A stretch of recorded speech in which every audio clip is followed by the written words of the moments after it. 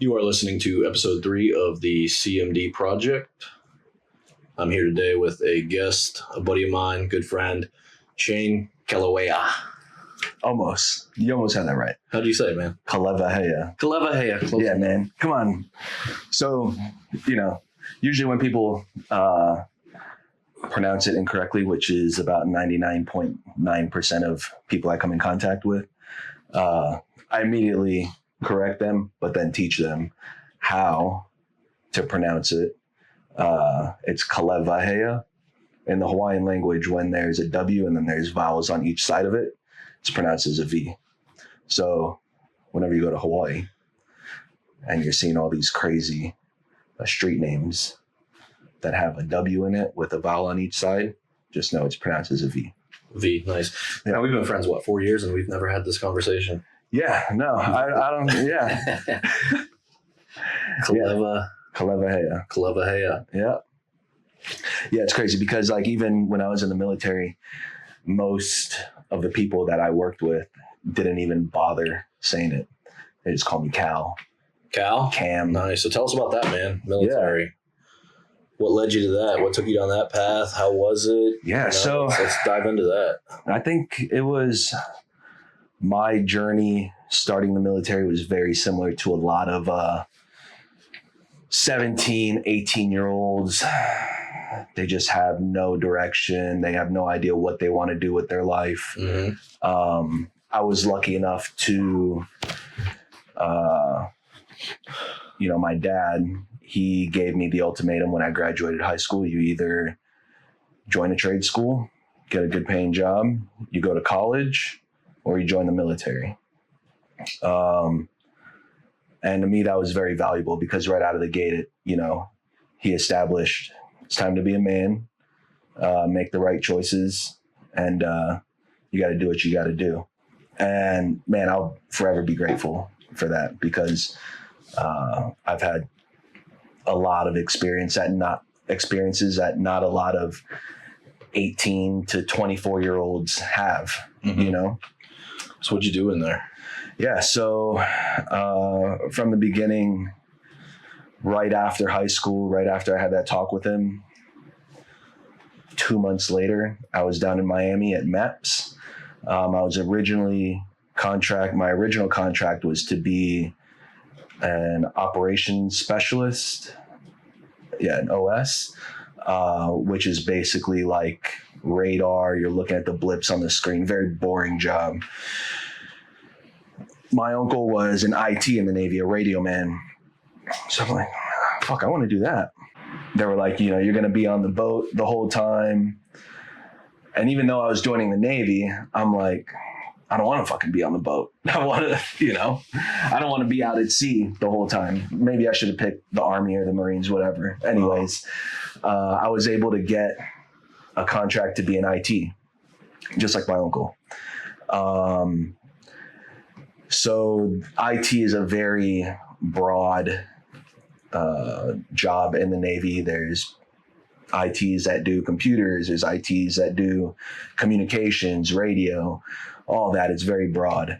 So I got a contract to do that, left for boot camp. I graduated high school May 2008. I turned 18 October 27th. I left for boot camp October 28th. Day after your birthday? Day after my birthday. So tell me about that, man, because you had your typical childhood, right? Yeah. Mom, dad. Yeah, very blessed. Playing soccer. Yeah. And doing all that good stuff. So how was it to go from that? What was that transition like, man? I mean, let's talk day one boot camp. Yeah, day one boot camp. What kind of reality was that? Wake up call. I remember, I was very privileged to grow up with both parents in the house, loving parents. And even when I got on the bus to leave Miami to go to the airport to fly to Chicago, I remember seeing my mom crying and I was like, fuck, I'm surrounded by all these people I don't know. And I just started fucking bawling. I'm like, Mom, no. From there, it was kind of a blur the whole first week because they just fucking throw you right in it. And you either get with the program or you just work out until you get with the program. You know, it's not like you can say, hey, I put my 2 weeks in, I'm done. Yeah. You know, you signed up for 4 years. I signed up for 5. So my contract was for 5 years, and I got like a $3,000 bonus. Fucking 17 years old. I'm like, hell yeah, $3,000, another year. Let's do it. You know, I was like, I'll do that extra year.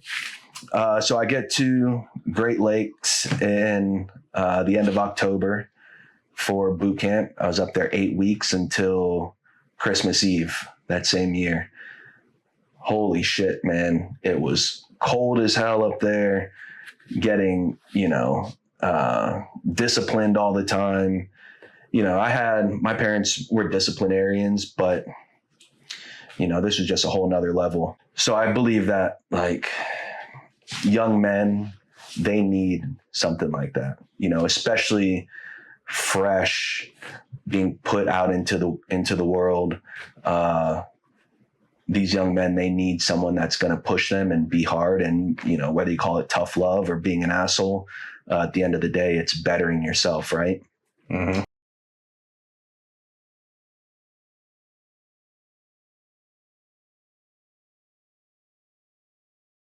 Now, I know you did that. You did the military. You hopped out. And just as you said, you were job hopping. Yeah. You don't like it. You're going to leave.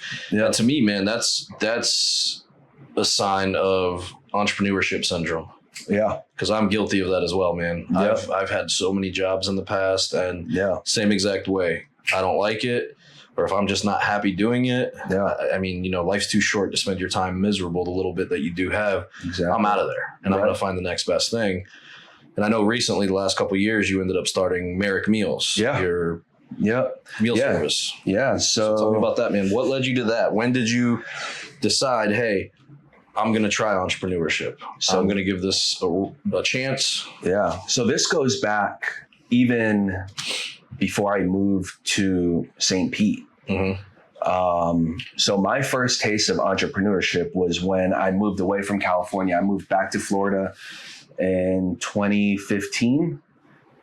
Yeah, 2015. I moved back to Florida.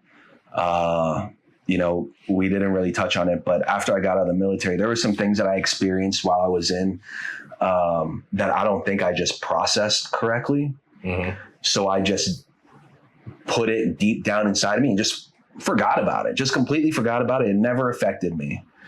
But the thing with like depression or like PTSD is that shit can just come back and you have no idea, right?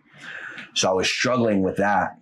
The last few months I was living in California, got into drugs, which was terrible.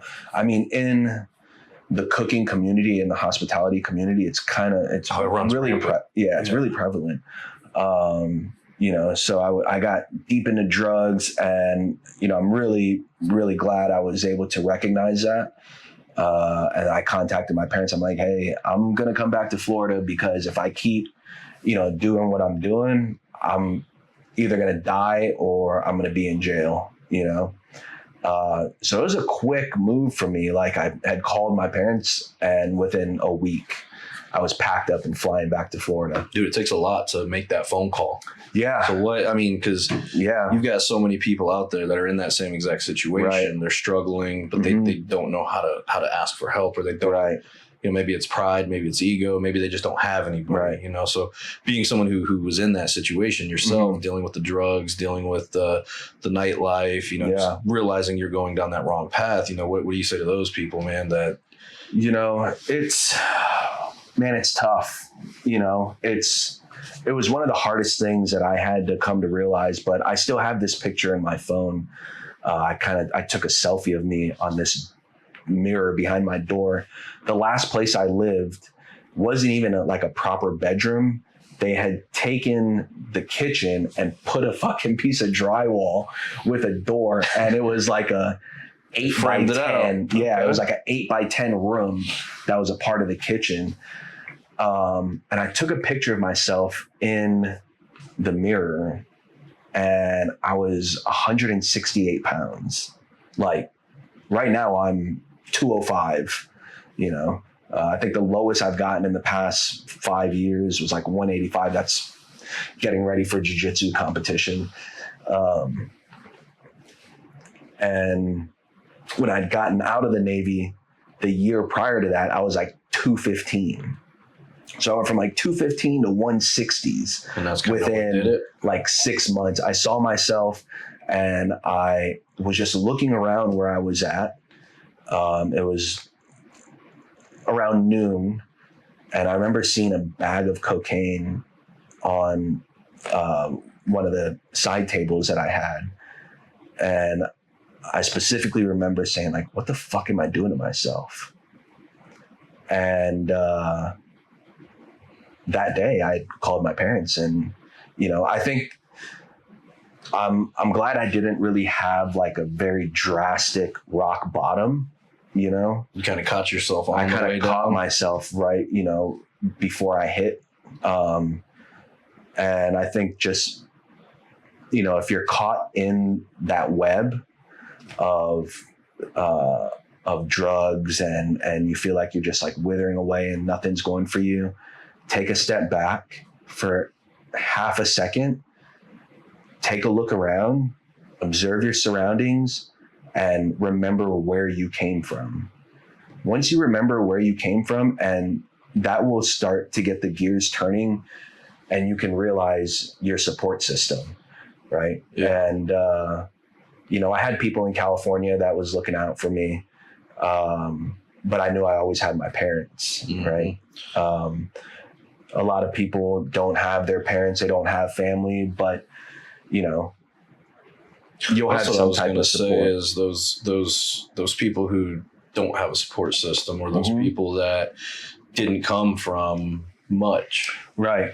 You know, they're living down to their expectations, so to speak. Yeah, I think that's where they need a lot more help from outside influences. You know, whether it be an old friend that, you know, you might see on social media, or fucking even drive around and you see someone that you've known from your past and you're like, damn, look at them now. You have to stop and help them out, man. We're all humans. No one deserves to be that way. You know, nobody asks to be strung out drug addicts, struggling. Nobody wants to be like that. Yeah. You know, and I feel like it's all of our duties to look out for our friends, you know? So, you know, I was just blessed enough to have a support system. It's just, yeah, what do you do if you don't have a support system? I mean, what I would say is, you know, the world's not fair. Right. Not everybody's dealt the same hand. Yeah. Especially as men, you know, when you're coming into age, when you're 18, 19, 20, because I did the same thing. I went down a dark path for many years, and I was a fuck up beyond belief. Yeah. But I think it takes a certain level of self-reflection. Oh, 100%. And you've got to realize and accept that this is all on you. You know, there's nobody coming to save you. There's no help. Yeah. What type of man are you now? And what type of man do you want to be? Exactly. Right. Do you want to be a man that's dependent on vices? The government for benefits or drugs prices, or it's weakness. Right. And I think as a man, you've got to look inside, and you've got to fight those demons yourself, and it's a difficult thing. And you know, you've been there, I've been there, but what I would say to those people is you've got to have that moment of clarity of all right, enough is enough. Right. It's time to lock in. Yeah. It's time to go. Yeah. That, I mean, as silly as it sounds, you know, that catchphrase, lock in, like, I love that catchphrase. Dude, I love it. I tell Christian all the time, I'm like, babe, I got to lock in. Bro, when I'm in jiu-jitsu and I'm just like feeling like shit, I don't want to be on the mat. But then I see the fucking 45-year-old dad getting after it. Yep. I'm like, Shane, you better lock the fuck in. You better lock the fuck in. You are not going to let this fucking white belt 45-year-old dad outwork you. No way. And that's something too, is what I'd say to those people is, you know, instead of the drugs, replace that vice with a hobby. And I think jiu-jitsu is one of the best hobbies. Oh man, the best. You can have. the best. Like, all right. So if you go on Amazon right now and look up one of the like highest rated or best selling gifts for people with anxiety, it's going to be a fucking weighted blanket. The fuck is better than a weighted blanket than someone squeezing the fuck out of you? You know what I'm saying? Mother's milk. Yeah. You know, I go to jujitsu. Maybe I'm having a bad day. Maybe I'm having anxiety all day. I go to jujitsu, bro. When I leave after that 1 or 2 hours, I feel insanely great. Like it's the best. I've never gone to a class and left regretting it. Right. Maybe regretting like, fuck. Instead of knee cutting, maybe I should have backstepped and heel hooked him. Yeah. You know? But I've never full on regretted it. Right. No, I always feel better at the end of the day. And that's what I try to, so I coach kids, right now. Yeah. You just got promoted to that, right? Yep. Yeah. Blue belt now. Yep. From white belt to blue belt. A lowly blue belt instructor of kids. But I love it, dude, because, not only are we helping the parents out by like getting the energy out of these kids, we are helping these kids realize like real world situations. Oh, for sure. Bullying is so crazy right now. Oh, it's crazy in life in general. It's always going to be there, though. Right. It's always these people that end bullying. It's never going to happen, man. Right. It's just unrealistic. The world's not all sunshine and fucking rainbows. No, never. I think it's, as a parent, I think it's your job to equip your children to be able to handle and deal with that. And if you can't do it yourself, you need to recognize the people that can help you do that and get your kids the proper tools to deal with. Oh, Mia's going in. She's starting in August. So I know you already have Bennett in it. Yeah. How long's he been doing it? So Bennett started at the beginning of the year.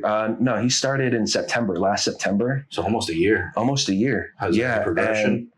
Oh man, insane. Just the way that he like moves his body now, the way that he speaks to people. Balance control, a certain level of confidence. Right. The confidence, right? Mm-hmm. Like before, you've known Bennett basically his whole life. And he's always been a shy kid. Mm-hmm. But now like he's still a little bit shy, which is good.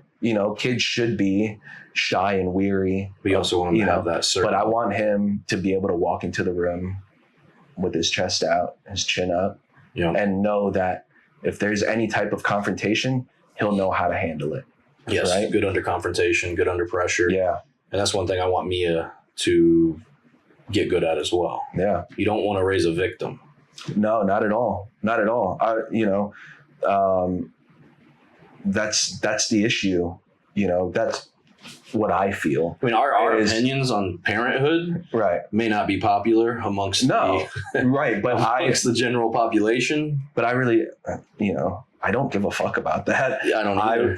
I don't want my child to feel like it's okay to be a victim. No. It's never okay to be a victim. And if you can prevent being a victim, then you're going to prevent being a victim.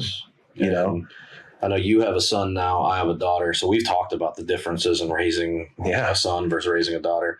I wholeheartedly believe you have to be harder on a boy than you do a girl. Yeah. But I think it's a different set of challenges with a girl than with a boy. 100%. Yeah. So with raising Bennett, I'm a little tough on him. My dad, very old school style. You do what you're told and you do it when I tell you. Yeah. Right. And I'm like that, but I understand where he's coming from. A kid's brain is so like this all the time. Yeah. The dude wants to stone cold stunner me and, drop a people's elbow on me, but he needs, it's my job to instill the discipline in him to where if he's being asked to do something, he has to do it from someone in a position of authority. You know what I'm saying? Whether that be his parents, his teachers, his aunts, his uncles, you know, my friends. But it's a little bit, I imagine it's probably a little bit hard. I'm a little bit harder on him than you are.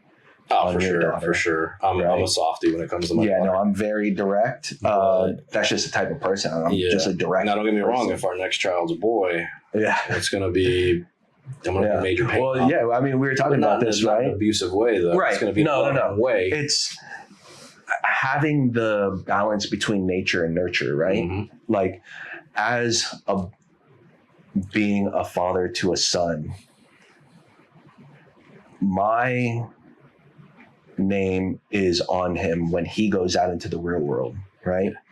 And I'd hate for him to go out into the real world and not have the proper tools and the proper discipline to act like an upstanding citizen. Yeah. You know? Well, and I think they need to be raised differently also, because as my daughter Mia grows, she's going to have a different set of challenges than Bennett's going to have. You know, as a woman, if she decides to be an entrepreneur or a businesswoman, she's going to have to deal with people not taking her seriously until she proves herself. For sure. So, but on the flip side, as a woman, if you're blessed with good looks and you're pretty, you do have an easy path in some aspect. You can, I mean, let's not talk about moral compass or ethics, but if you wanted to, you could go be a sugar baby. 100%. You know, I mean, that's just the reality of it. As a man, once you go from boy to man, unless you're providing value to your family or society in some aspect, you don't have any value. Right. So as a man, that's the hardship there. And I think as men like that, I'm kind of like veering off a little bit, and we'll come back to that. But I feel like I think that's why a lot of men struggle now, is because I don't think they were raised properly. No. I think they're like, oh shit, I got to provide now. What do I do? Dude, let's look at the generation we came from, the 90s babies. You know what I mean? A lot of our parents weren't prepared, dude. No. You know, a lot of single mother families. Yeah. So you got a lot of grown men out there now who were never taught how to be men. Right. They're still struggling with that to this day. Mm-hmm. You've got a lot of grown men to this day who maybe they took the path you did and joined the military directly out, and that's where they learned, but they never learned coping mechanisms. Right. So now they're struggling with that. Yeah. So you've got a lot of fucked upness out there. Yeah. I mean, I think that's why there's so many cases of male suicide, veteran suicide, veteran drug use. And I focus a lot on the veteran community because I'm part of that community. And I'm very passionate about like disabled veterans and, programs to get these disabled veterans the treatment that they need. Because from my own experience, going through that process of claiming my disabilities, whether it be PTSD or, I broke my leg while I was in, and the fucking thing still clicks. But when I put the claim in, they're like, oh, that's not service related. What do you mean? It was while I was in the military. Just like working with insurance companies. Working with the insurance companies. They're like, nah, that's not it. And I'm like, fuck you. My ailments are a direct result from, being in the military. Mm-hmm. And a lot of these guys, most of them have these mental health claims in, and what do? They go, okay, here's your 100%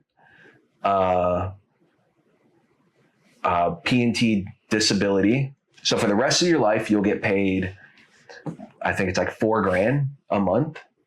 Well, that's $48,000 tax-free a year. Is that what you get? I'm not 100%. I'm only at 50% right now. I'm still trying to fight them on, I don't think I'm 100% disabled, but I would like for my leg and my shoulder to be, at least be deemed service connected, because I mean, it fucking happened while I was in, and I was doing my job duties while it happened. But get these guys a proper treatment, because they're putting them on these SSRIs and going, have a nice day, and these guys are taking it, feeling like fucking zombies. They get off of it. They start to go to recreational drugs. Mm-hmm. They get into recreational drugs. They got $48,000 of tax-free money to spend. The fuck do you think they're going to do? They're going to go buy guns. They're going to go buy drugs. Where's the support system for them? Oh, for sure. You tell them, here's your money, here's your medication, get the fuck out of here. But it probably took them 2 fucking years to get to that point. So that whole time, they're battling demons to try to get what they're entitled to. Mm-hmm. So what would you recommend as a alternative? I mean, there's, I think the VA had just approved psilocybin, maybe, or MDMA. Right? Yeah. Okay. For therapeutic use. I've heard about Colorado's doing that, aren't they? Yeah. And, I've experimented with like microdosing mushrooms just to help me. Microdosing, real small,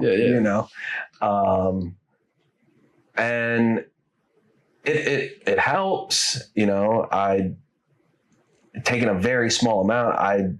The amount that I was taking I wasn't like tripping balls, you know what I'm saying? I didn't even feel any of those effects. It was more so just like a feeling of like clarity. So what you're saying is look at maybe holistic treatments versus, or even like support FDA approved bullshit pill.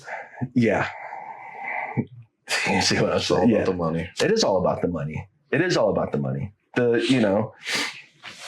These doctors fucking get paid. It's just crazy though how when you look at it goes across all industries too. Right. Insurance industry, medical industry, all about the money. Yeah. I got into this conversation the other day, and this is like the only tangent I'm going to go on, and then we'll go back. But I was fucking doing the old dirty deed of going back and forth on Facebook comments with someone. You fell into the trap. I fell into the trap, and someone was talking about the morality in the United States, and the government should have morals. So when the fuck has there ever been morality in the United States? Not even look at world history. It's all about the Benjamins, baby. It's all about the money. If you can't produce, you ain't shit. Dude, it's we're not perfect as a country. Right. But we're one of the best goddamn countries in the world for a reason. Yeah, not because we're fucking skipping in grass fields and singing Kumbaya. Fuck no, dude. No, we're one of the best. The world's not fair, man. It's not fair. But that's the thing. What are you going to do about it? Are you going to sit there and play victim your entire fucking life, or are you going to get up, put your boots on, and do something about it? But then when they say, the greatest generation, they're talking about those, the generation that pick themselves up from their bootstraps to the Great Depression. Yeah, you go back to that generation. They had it rough. Yeah, they had the fucking worst, man. But they produced. But they made it happen. Right. But then if you go into the 50s and 60s where the boomers were growing up, they fucked everything up. And now we're paying fucking $500,000 for a house. Yeah. A car is $90,000. Yeah. Ridiculous, man. Boomers. So I can kind of see both sides of the coin, though. Yeah. But back to like just raising kids and making sure we have. What do you do as a parent, man? Because we're both fairly new parents. I'm 5 years in. You're 5 years in. Yeah, our kids are the same age. What do we do to make sure our children don't get hooked on drugs, or our children don't go down that dark path? Being present, all the time. Being present. Not. I think that's where some parents fuck it up, is they become helicopter parents. No, my son knows that I am his support system, that his mom is his support system, that, he doesn't have to hide anything from us. Yep. I think that's important as well. He trusts us to know that, don't get me wrong. If he does something wrong, like yesterday, he punched a kid in the face. What happened there, man? So this is like his rival at school. Yeah, they're kind of frenemies. Yeah, they're frenemies. Exactly. Nice. Best frenemies. Okay. Right. So this kid Bennett was chopping it up with some other kids, and this kid just kept talking shit to Bennett in a bullying way. And Bennett looked at him and put his hand up, and the kid had said something, and Bennett socked him in the face. Now, I do not condone violence. I do. Unless you are being bullied. Yeah. If you are being bullied and you tell them to stop and they do not stop and you feel like there is nothing else to do, punch that motherfucker in the head. Yeah. You know? And he did it. And he did it. And, you know, guarantee it stopped. It stopped it. It stopped the bullying. And sometimes that's what a bully needs. Yeah. You know, most of the time, that's what a bully needs. That's all. It's nothing, you know, you can be friends afterwards. Exactly. So, and I bet they went and played Legos the next day. 100%. 100%, you know? And I bet there was a certain, even though they're 5 years old, I bet there was a certain level of 5-year-old respect there. Yeah. You know what I mean? Yeah, like, oh shit. All right, Bennett, I see you. You know? Yeah. So, yes, the day before when we picked him up, Jen and I are in the car and we're asking him about it. And, you know, I thought Jen was going to be like, you never hit him. But she was like, she was with it. Yeah. Nice. Okay. You know, and it's situational though too. Exactly. It's situational. Know when to use your hands. Yeah. But if the kid's the initiator and the instigator, then it's not okay. Right. So, you know, that's what we told him. We said, hey, you need to use your words first. And he said, I did. I told him he needs to stop. I'm playing with my friends, blah, blah, blah.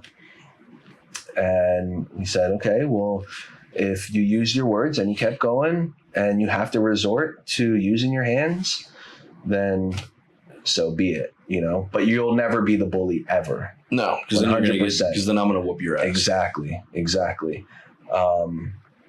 But, you know, there's been some other incidents where he was the bully in school and he got disciplined for that. Mm-hmm. And since then, it hasn't happened. Yeah. So that's the thing with kids, man. They've got to. They don't come out of the womb knowing right from wrong. Right. You've got to set that structure and set those. Yeah. You know, ethics within them. But knowing the line, right, of nature and nurture, like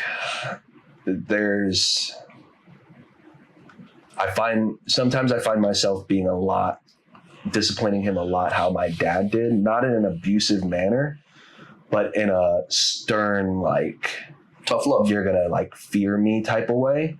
And then I recognize that and I got to dial it back. Right. Or Jen will recognize it and be like, hey, chill out a little bit. You know, I'm like, for sure. Told him 8 million times to take a bath, you know, the dude is the dad voice on, dude. Oh man. You got to use the dad voice. Once that bass comes out. That's our superpower, bro. Oh, for sure. Dad voice. For sure. But I think the mom voice might be the mom look.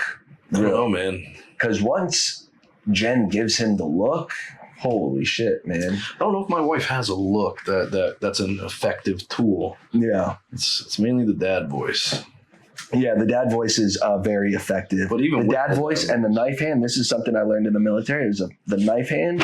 When I am like talking to him directly and I'm standing in front of him, I'm like, you cannot do this motion right here. The whole hand? I usually do like a finger. No, the whole knife hand, this right here. Okay. But you know, at the end of the day, he's a great kid, just like Mia. She's a great kid. She's a great kid as well. And I think it really attributes to. I think we're doing a good job, dude. I think we're doing a great job also. But then again, only time will tell. Exactly. Who knows? Maybe in 15 years they're in a crack house together. Well, but what will assure us that that will not happen in the future? I mean, there's no certainties. Yeah, but what's a quality, especially you, right? The quality I try to instill in her. My number one rule is we don't quit. You don't quit. There's consistency. No quit. We don't say can't. Can't in my house. The word can't is a bad word. Yep. We don't. If I catch her saying I can't do it, no, we don't accept that. Yeah, 100%. I make her do things herself, and I tell her all the time, my job is not to do for you. My job is to teach you how to do so that you're capable of doing it yourself. Yep. And I think that's an effective parenting tool. I think a lot of parents take the opposite approach of, oh, my little baby, let me do everything for you and raise you to be some slob fucking ungrateful, incapable grown-up. Yeah, and that just turns him into thinking it's okay to be a victim. Entitled. Right? At the end of the day, being entitled. I tell her. Shit, Bennett's not entitled to anything. Yeah, he's not going to have a trust fund. The world doesn't owe you shit. Yeah. Doesn't owe you a thing. Yeah. It's up to you. So yeah. I say that, but my main thing is don't quit. We don't quit. We have no quit in us. She knows too, because I ask her all the time. I say, what do we do if we fail? She says, we get up and we try again. Yeah. It's her response to me. At 5 years old, that's her response. So I think I'm doing a pretty good job of instilling that, because I've already started to notice when she's doing something and she fails, I hear her to herself. She's like, no, I got this. I can do this. Yeah. Or I'll try to help her with stuff from time to time. And she's like, no, Daddy, I got it. Yeah. So I think that's something you've got to instill in your children is you've got to make them capable. Yeah. And I think that's where like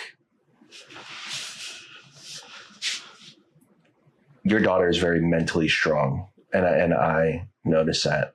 My son, physically, he's strong, but mentally he'll kind of like give up or cut a corner when he can. Well, that's the thing, boys and girls. As a girl, I've got the biggest muscle I can flex on her is this. Right.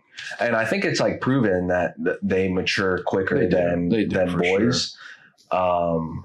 But trying to like, even when we're at jujitsu, right? And we're doing a warm up, and when we're warming up, I'll run with the kids. We'll do like follow the leader, and they got to copy my movements. And I'll look behind and I'll see Bennett like falling behind.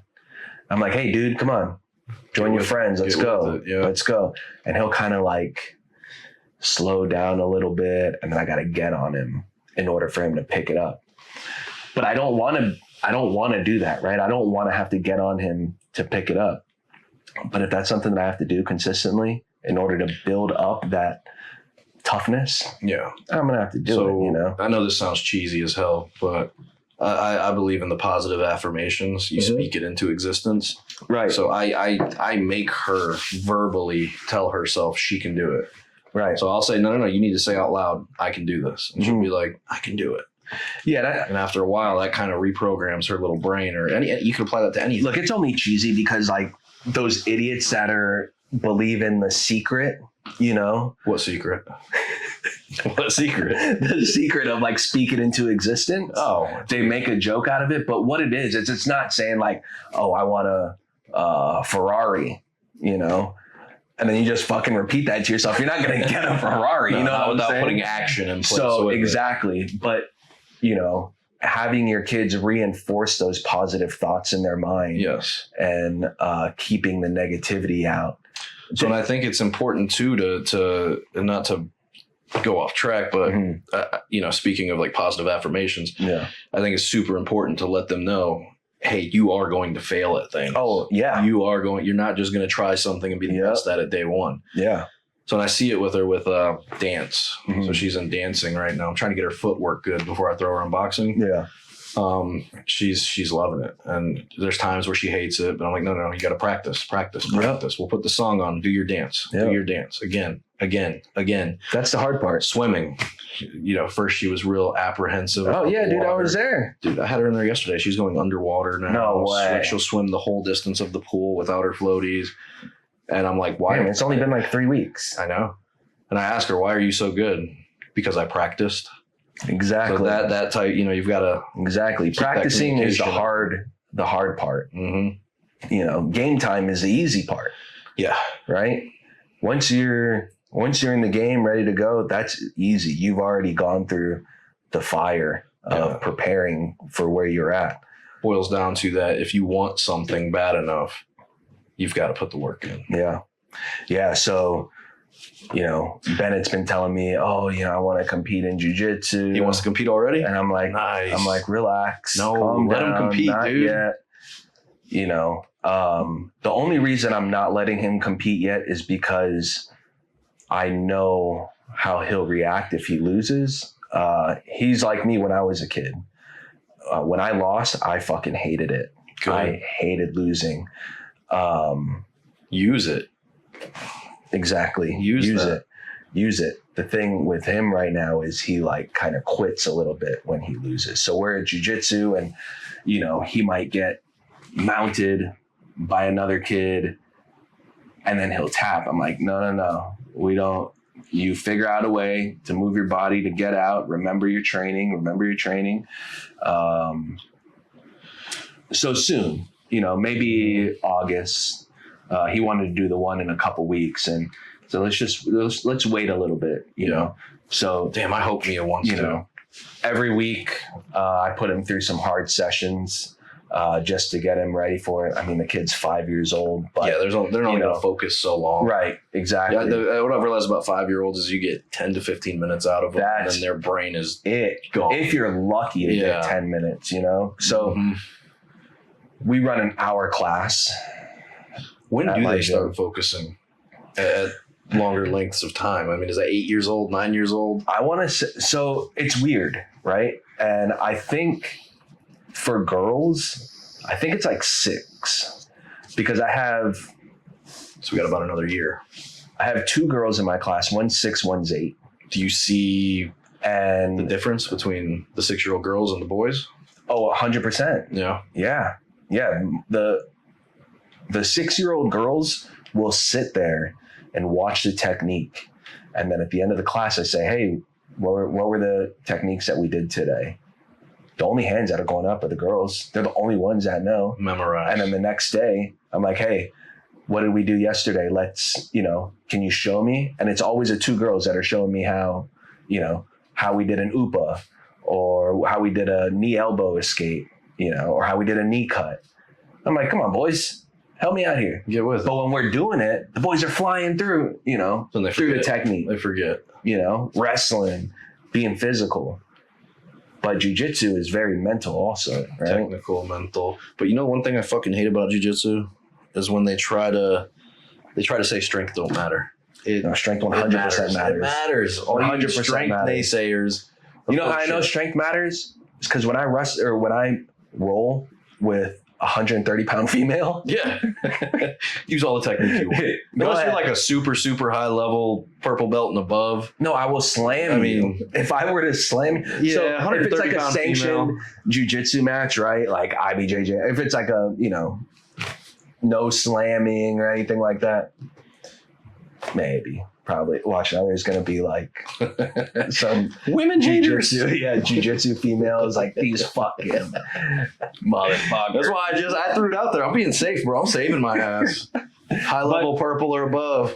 I mean, who knows though? But no, strength. The point I'm making though is strength matters. It does matter all the time. Oh no, dude, we suck at jiu-jitsu. Yeah, for sure. Fucking for sure. Yeah, but it's fun. I love it, and it helps my mental health. And it's humbling. Mental health for that. Man. I think every man should take, and I know this isn't a popular opinion either, but I think every man should take some form of combat sport. Oh, 100%. Get fucking punched doesn't have to be jiu-jitsu. Get punched in the wrestling, get choked boxing, out, get pinned. Yes. Imagine you just starting out, right? You go to your first jiu-jitsu class, 150-pound kid. Dude, I've been humbled in jiu-jitsu so many times. Both hands overhead. Got double underhooks. Yeah. Dude, I've been ragdolled by 150-pound guys. Yep. I mean, not me. I'm, I'll stop.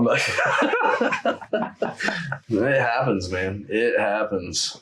Look, it's jiu-jitsu is great. I honestly think everybody should do it. Better than any antidepressant pill you could take. And the great thing about jiu-jitsu, right, is that you can go 100%. Yes. All the time. You can't fucking go 100% boxing. No. You'll have a concussion. You'll be brain dead by the time you're 30. You can't go 100% kickboxing, Muay Thai. Like wrestling, the grappling arts. Yeah, grappling. You can go. You can put it up there. Yeah, you can go full pretty hard. Yeah. And that doesn't mean get on someone's arm and crank. No. But move your ass, move around. It's just funny because you see, especially living in an area like we live with a lot of like young, we also have a lot of like young, fit people in the area. And we get a lot of them, especially being close to downtown. We get a lot of those dudes come in, I'm fucking someone up today. Then they get pretzeled. Yeah, and you go, all right, Jack. See you tomorrow. Yeah. Never see him again. Never see him again. Thanks for your money. You know? But it's like... Exactly. You know, because we don't do trial classes. No, you guys don't at all? No. You come in, watch a class if you want, you know, sit on the bench, watch a class, see if you like it. That's a great thing about the gym that I'm at is like the room... There's not one toxic personality in there. Everybody's there to help each other out. I've been to so many gyms and I haven't really ran into that at all. Yeah, I just see it on social media, people talking about it. Yeah. So, what I take away is like, because social media ain't real. Yeah, because we went to Tampa and trained with Humpty's gym, and everybody there was super welcoming. Super cool. I've been in the Panhandle at a couple gyms. I've even been to a gym in Costa Rica. Yeah, and I've never been to a gym where probably all just depends on how you walk in, right? Like if you walk in like your shit don't stink, you're gonna fucking pass everybody's guard. No, I walk in like, hey guys, I'm okay. Yeah. Not that good. Right. Let's roll. Right. I mean, it's just having a good attitude, right? That's what being a good person is about, right? Yeah. It's having a good attitude in life, not being cocky, but being confident. I think you've got to be cocky to a certain extent. I think you have to be confident. Yeah. I mean, because I'm cocky, dude. Are you? Oh yeah, ego, cocky. I think it's helped me in business and entrepreneurship. I think it's helped me in the times when I've failed. So how would you make the separation of confidence and cockiness that has helped you get farther in business? Because I feel like if you're cocky, people will be able to, especially in your line of work. Well, I wouldn't say like a bourgeois type cocky where I think I'm better than people. It's just confidence is great, but I think cocky is just maybe a little step above that of walking like the rooster. I've got this. Like there's no doubt in my mind that I have this. Right. You know, confidence is, I think, a little more tame than that of, okay, I'm going to give it my all. I'll be okay. As where cocky is, nothing's going to stop me. Yeah. For me, that's still like confidence. That definition. I guess it's up for interpretation. Yeah. I mean, that's just my breakdown of it, I guess. Yeah. No, I mean, you are a very confident person. You're fucking battling it out with, you know, these high level companies and people of power. And obviously you're winning because you're successful. You know, trying, man. It's mentally draining though, dealing with these people. So how do you get past that? Like, what do you mean? The mental, the time management, just knowing when to. So if I lock in, which I do, and I'm working, especially around storm seasons. Yeah. We're working 12, 15, 16-hour days for a month, 2 months straight. Mm-hmm. Once I see that my quality of work is starting to go down, or maybe I just feel like I'm not really in it right now, I take a break. That's what's worked for me. So recognizing. Just recognizing that. Like, wait, hold on. Let's take 2-3 days. Yeah. Let's get some rest. Let's spend some time with the family. Uh-huh. Let's go do something we enjoy. It could be going to the movies and watching a movie, but just taking yourself out of that for a little bit for a refresher, I think is important. Because I know some people, they say, "Oh, lock the fuck in all the time." And you've got, I love David Goggins to death. Like, I love that guy's book. Changed my life. But that to that extreme, that's just not me. Right. I've got to, because if I overdo it, I'll burn myself out. And I think it takes a certain amount of self-reflection and self-analyzing to realize what works for you and what doesn't. Right. Now, that may not apply to everybody. There may be someone who can lock in for a year straight. Yeah. And they perform at a high level. Me, though, I will burn out, and I know I need to take a break. So what do you think like helped you like build that mental fortitude to like work up until the point that you like recognizing just experience, time doing stuff for, just I'm 35 years old now. So it's something I've learned about myself over a period of time. So that's where I look back on certain things and I'm like, I failed at that. Well, why did I fail? Mm-hmm. I tried to bite off more than I can chew. I didn't recognize when I was getting sloppy and it was detrimental to my success at that time. And I failed because of it. So then you take those lessons from the past and you apply them to today. Mm-hmm. Of, okay, well, this feeling is familiar. It's, I'm starting to feel a little drained. Yeah. My mind's not in it. I'm not giving the quality of service I should. All right, it's time to take 2-3 days and go get out of it. You delegate at that point. So that's why you get, and maybe you don't have employees, but if you do, which I do, it's, hey, do you mind doing this for me for the next 2 days? Yeah. I'm going to go take a break. Yeah. I think that was a downfall of my meal prep company at first, was like, I was so passionate about like being an entrepreneur, because being an entrepreneur is freeing, dude. When you start it, man, it's all highs. Yeah, it's all highs, super high. Dude. I'm like, oh shit, I'm making all this money crazy from like working for myself. I got all this, I make my own schedule. I work for myself and I'm making my own money. But then it's like, oh shit, was I ready for like all this other shit that I didn't know about, that I didn't properly do my research about? Costs, you got books, you've got costs. Scaling's hard. Is like, because I'm like, all right, cool. I got 15, 20 clients. I had 40 clients at one point, all on subscriptions, no employees, making all the food myself, all the packaging myself, all the orders myself. So you've got to recognize that. Like, how much can I do before I need to delegate certain tasks? And I did not. Right. So my wife started seeing it like, hey, before you were only cooking 3 days a week. Now you're cooking 7 days a week and you're delivering 7 days a week. And I had gotten so deep into that. So what if you, at that point, because I know you put a hold on Merrick Meals for a bit, and now you're about to relaunch. Yeah. So I'm just brainstorming here, but because I know as a small business owner, because I deal with this fear myself of giving up a salary to somebody. Yeah. So what about hiring a part-time cook? Right. For, I don't know, $20 an hour. Exactly. So because if you have that, so think about it from this aspect though, because if you have 40 clients, fantastic, great. Right. You should be trying to scale to more clients. Mm-hmm. So why not spend that $20 an hour hiring that cook to do the cooking while you're out chasing more clients? Yeah. Because as you're signing more, it's, Yeah. And but if you're doing everything yourself, you can only scale to so high before you're tapped out. And that's probably what I should have done. But I think I just got so discouraged so quick that it went like, and then this was so fucking fast that I was like, I can't do this anymore. Yeah. But then there was a very like weak moment for me, because I'm like, I can go back to making this salary, which is a fucking really good salary. You're talking about being a chef, being a corporate chef. Mm-hmm. And I was like, I'm going to do it. I'm going to go back to working in corporate. I'm going to climb the corporate ladder again. I've done it once. I can do it again. Have a steady paycheck. And now I find myself going, you're miserable. Yeah. I can't do the things that I want to do with my family when I want to do it. Yeah. I have to ask permission. You've got it, man.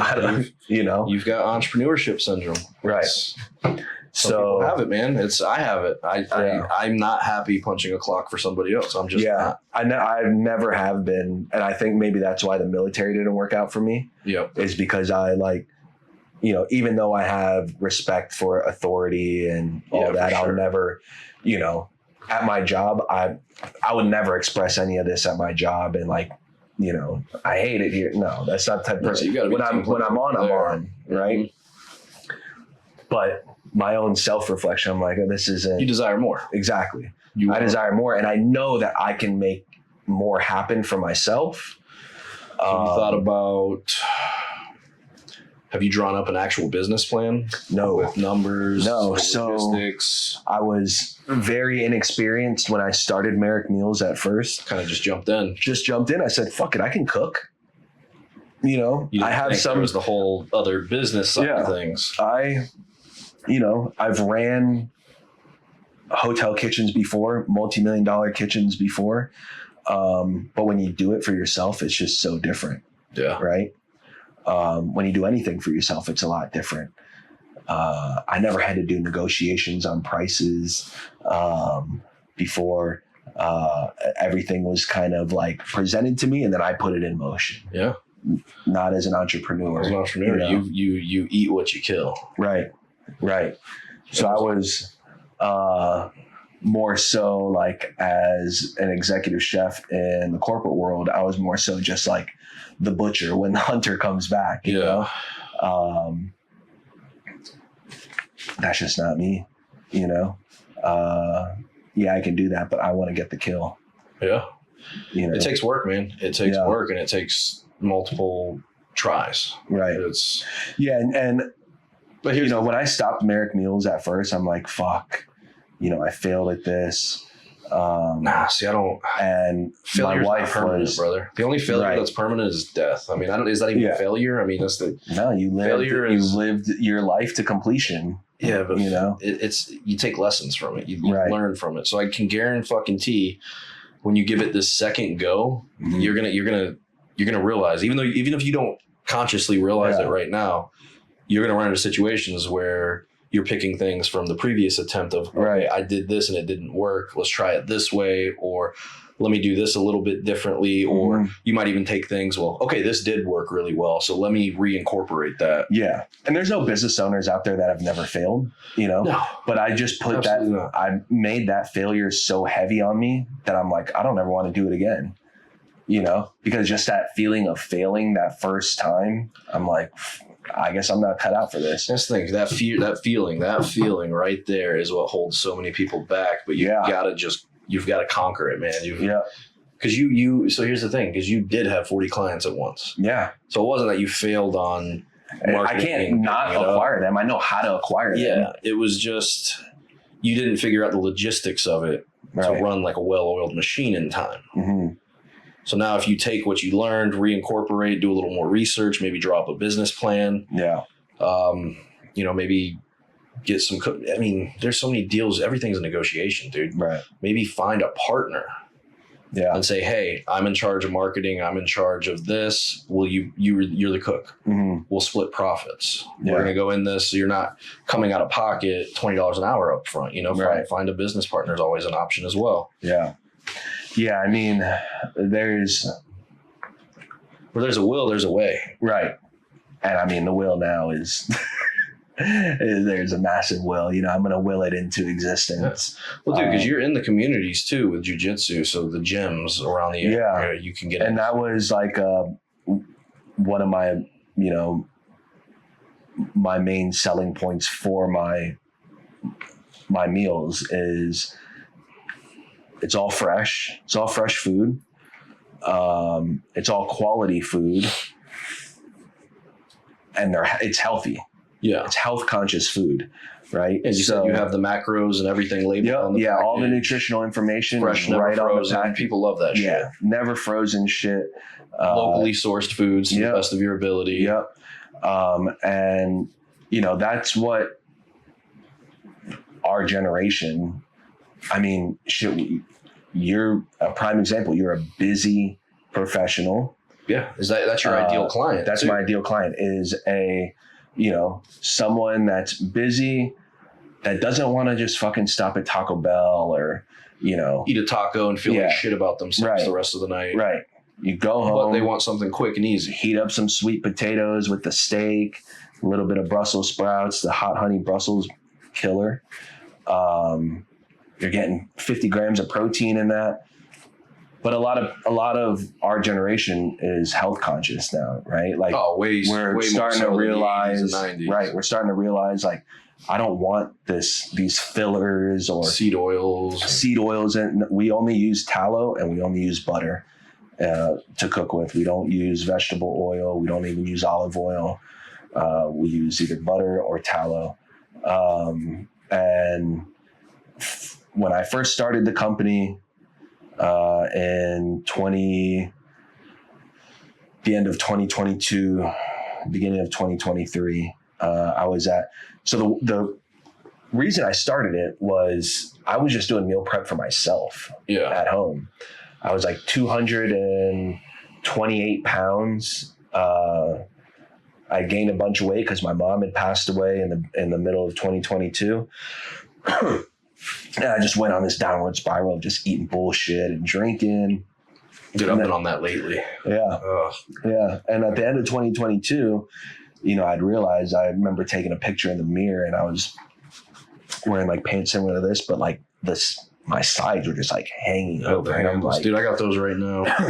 It's all right, bro. You'll get back to brother. Yeah. It'll get you hooked up with some Merrick meals. There you go. So, I've always been into like working out, or not necessarily like lifting weights and trying to become the biggest guy, but like just staying healthy. Mm-hmm. So I'm like, fuck it, I'm gonna start meal prepping. I'm a chef, might as well. Got back into jiu-jitsu, and in like 6 months I got from 228 to 185. And a lot of the people at the gym were noticing. They're like, what are you doing besides jiu-jitsu? I'm like, meal prepping. I was like, you want some food? I'll make you food. Boom. And then it just started from there. We're like, word of mouth got around at the gym. And, I made a deal with the gym owner there where I would drop off people's bags of food, leave it in the fridge, and people would come and pick it up. And then it just turned into this routine. And I'm like, fuck, man, I can make some decent money off of this. Yeah. So then I started, a lot of the people at the jiu-jitsu gym also go to CrossFit. So I'm like, why don't I go to the CrossFit gyms? Yeah. So I had met some people at the CrossFit gym right across the street from us, went over there, got a couple of clients. I just leave food in the refrigerator over there. Did it to another CrossFit gym.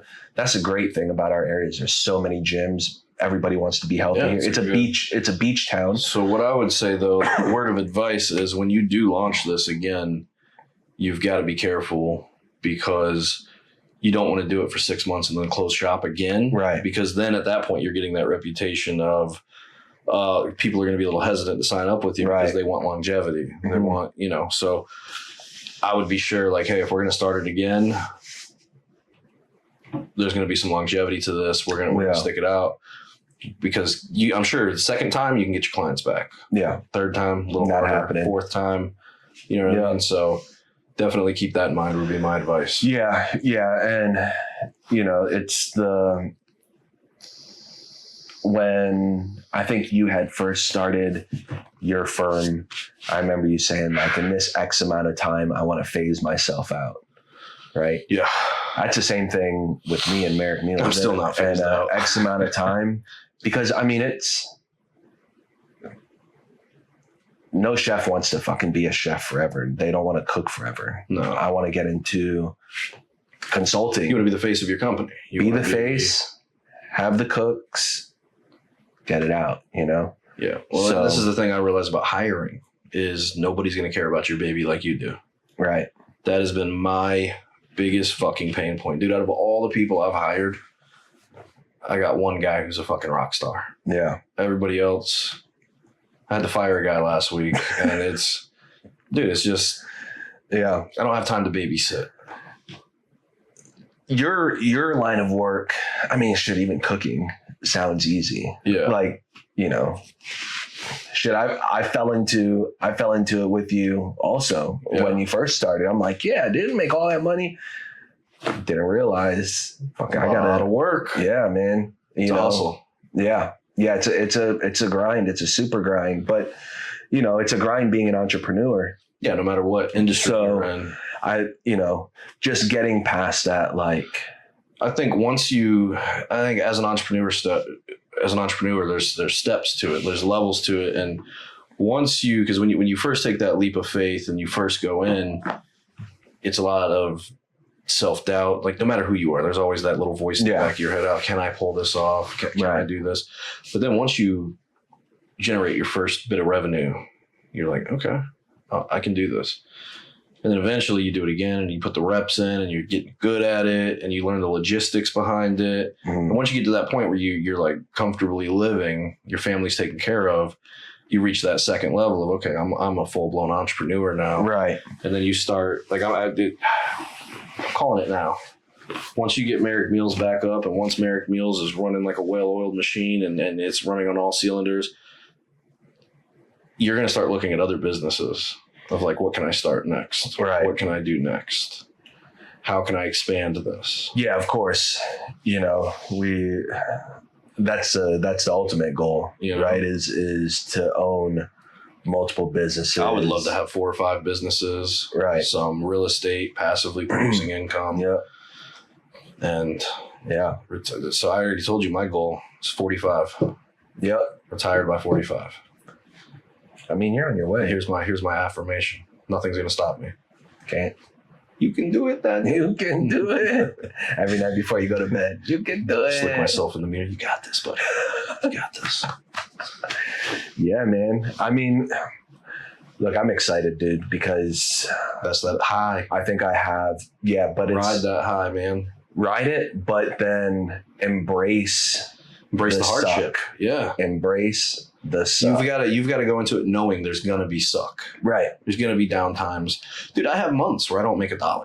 Yeah. Last year it was either last year or the year before, we had 3 or 4 months where I lost money 3-4 months straight. Damn. And I was doubting it at that point, like, because I had the year before, I had a really great year. Yeah. You know, I had my first $100,000 month, and I was on a high. I was like, fuck yeah. But then I ran into the problem of, I had $100,000 month, but now I've got to recreate that. Right. Can I recreate that? I did it once, so that I had that belief in myself now, like, holy shit, you did that. So but you got to keep doing it. Yeah. So now I've got to teach myself, let's make every month $100,000 month. Right. So I figured out how to do it once, but I couldn't recreate it for like a year after that, dude. Yeah. It was like 12 months. And during that year, because I had that super high $100,000 month, I'm like, fuck yeah, dude, this is great. Yeah. Peaks and valleys. Yeah. And then I went, and it was like, we went back down to lower. Then in between those 12 months of when I recreated it, I had about 3-4 months straight where I was looking at my profit and loss. Yeah. It was all negative. Like lost $3,000 this month, $4,000 this month, $1,000 that month.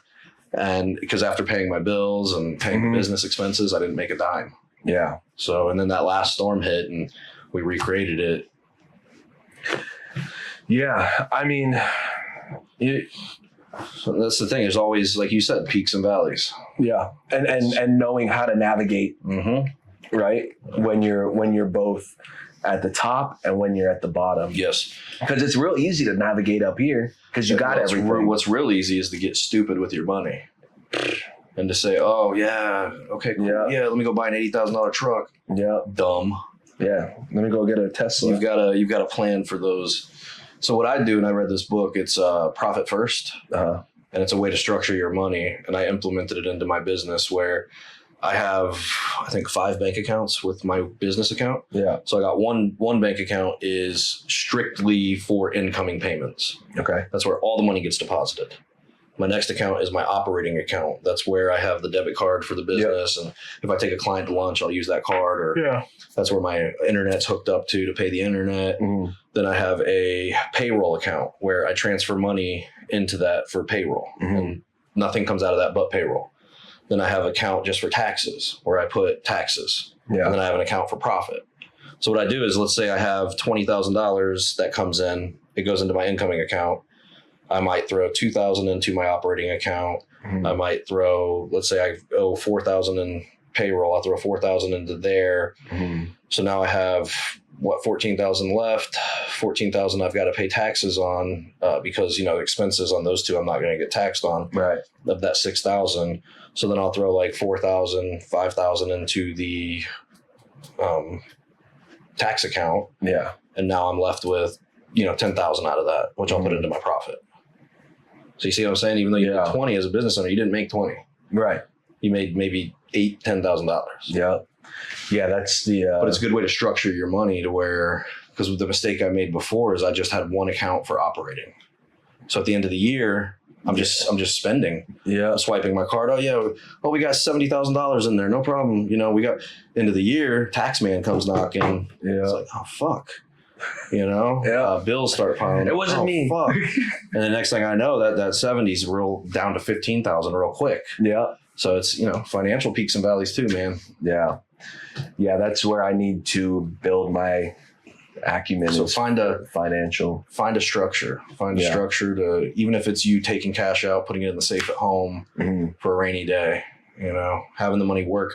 So my tax account and my profit account, I got set up as high interest bearing accounts. Okay. So that when they're sitting in there, they're at least keeping up with inflation. So just the little tricks like that. Yeah. I have no idea about any of that shit. Talk to a bank. Dude, I didn't know about this shit. I paid people. Like, I pay a bookkeeper, I pay a tax guy, and I pay, you know, well, my banker. I don't pay, but, right. You know, those are the people. You surround yourself with the people that know shit. And then you just read on your own. You know, what was the book that like helped you kind of boost your knowledge? What's the one book that you would say helped to, like a business book? Any book that kind of helped you to get to the next level. Do you have that, or? I don't think. I mean, so my favorite book of all time is that David Goggins Never Finished, or Can't Hurt Me. David Goggins. Yeah, that book was incredible. That was more of like a motivation mindset book, though. That I applied. I'll be honest, man. Business books, like purely business, I get fucking bored. Yeah, I'll read bits and pieces of them, but I've never. I have this one book. It's something about how to run your business, like 10 times your profit. Okay. I mean, I've read bits and pieces, but I didn't sit through and I wasn't captivated throughout the whole thing. Yeah. 48 Laws of Power was a really good one. Never Split the Difference. Negotiating books I love. Books on negotiating, how to speak, how to phrase your questions. And then Millionaire Next Door, stuff like that was really good. Yeah. Because it's, I forget, was it Brian Tracy? Or $1 Million Habits was Brian Tracy. That's a good one. Okay. He just talks about, people have this misconception that millionaires are all these flashy people wearing Gucci belts and driving Porsches, when in reality, those are the broke ones. The millionaire is that mom, school teacher, and cop that are living next door to you that did it over a 20-year period. Yeah. You know, that live below their means. Mm-hmm. So just that realization of, you know, it doesn't happen overnight. Right. It's something that's going to take time. Yeah, man. I think extreme ownership for me was kind of the one that... You talking about Jocko? Yeah, changed my mindset a lot, because it's like no matter what happens in your life, it's on you, man. Like, you need to take ownership of it, and that's it. Yeah. You know? Yeah, that was a great book for me. Dude, I've been slacking on reading lately, though.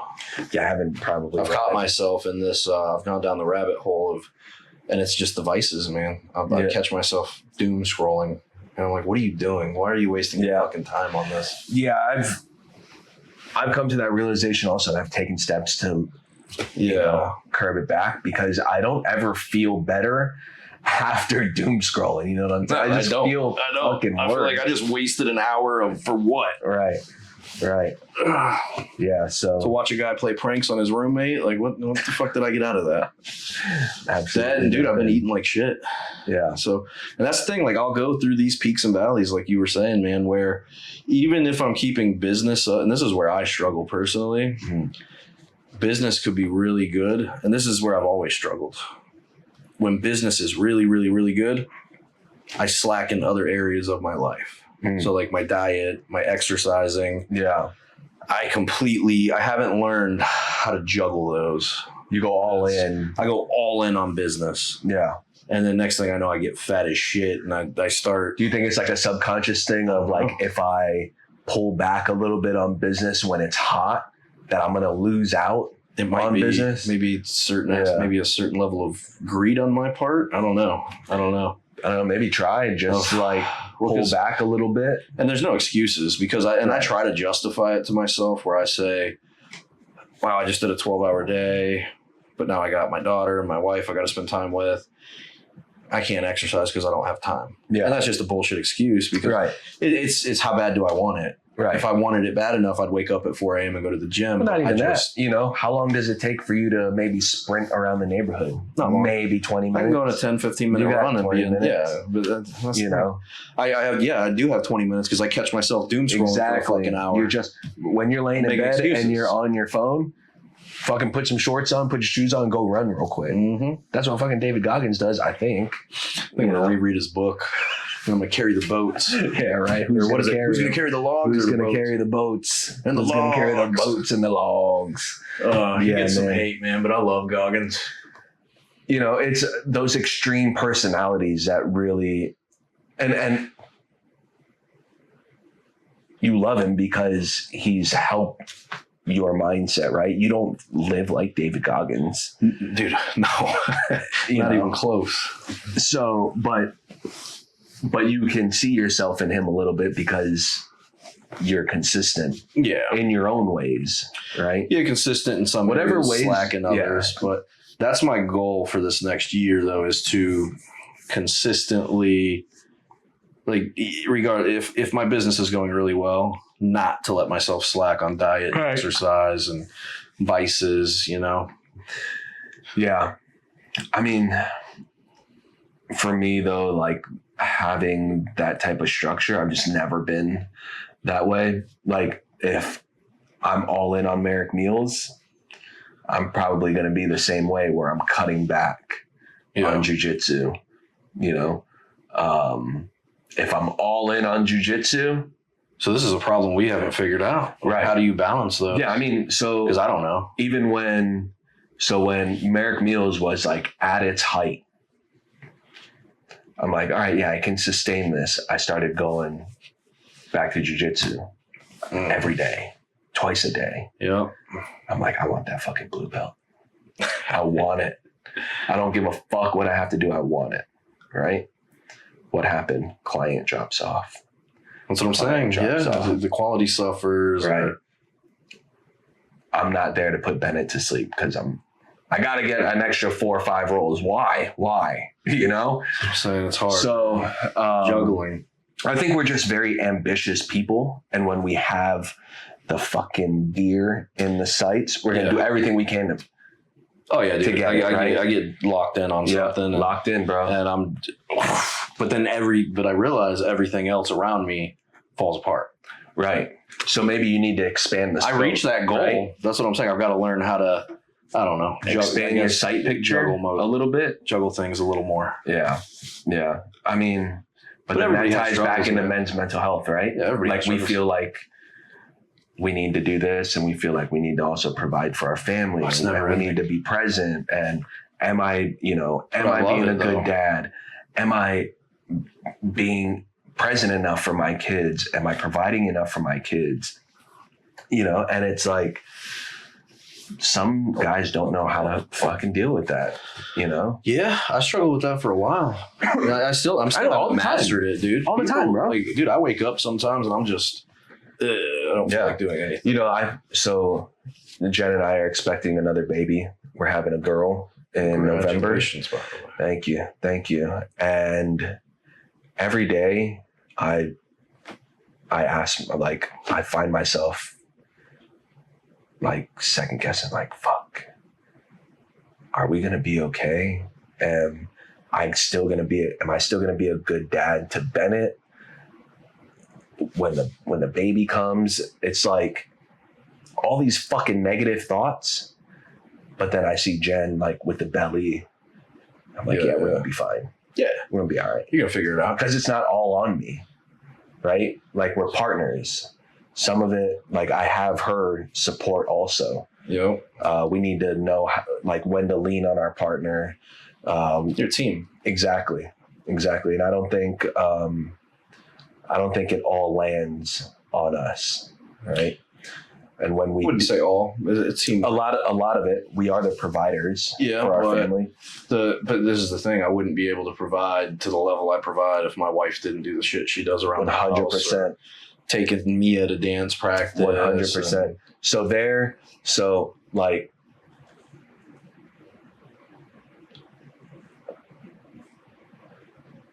knowing their value is paramount, right? Yeah. Like what? Well, and I think that's the key. And I don't even remember who said it.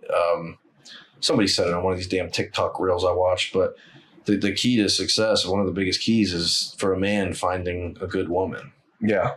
Like, not dating, like, stay away from the OnlyFans models. No, dude. Stay the fuck away. Yeah. Get yourself a good, ethical, wholesome, loyal woman.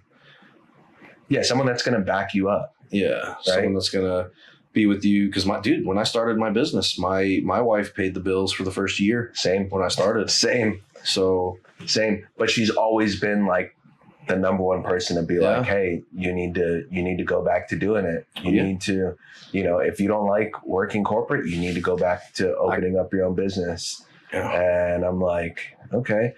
She'll also be like, if she sees me like a little depressed, or she's noticing that like I haven't worked out, she's like, why haven't you gone to jiu-jitsu? Even though like I'm away from the house for 2-3 hours a night when I go to jiu-jitsu, she's like, you need to go. Because she knows that, right.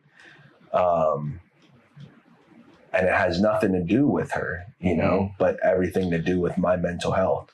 So having a partner in your life that encourages you to do things, even though it's things that you do on your own to improve your mental health. Yeah. And not get jealous of those activities. Because I think a lot of people have that, right? They have a partner that'll like get jealous of you not spending all your time with them, or you doing other shit. Like Velcro couples. Right. Yeah. And I have friends that have spouses like that, men and women, and they'll be like, why are you at jiu-jitsu again? You just went yesterday. Well, you knew this when you came in, or you should recognize that it makes me happy. And when I'm with you, I'm happy. I think it's important for couples to have their time apart. Yeah. Yeah, for sure. Have their own thing. Distance what is Give me time to miss you. Distance makes the heart grow fonder. Is that it? I'm pretty sure. But I mean, it sounds good. So, but I mean, we shouldn't have to be around each other all the fucking time.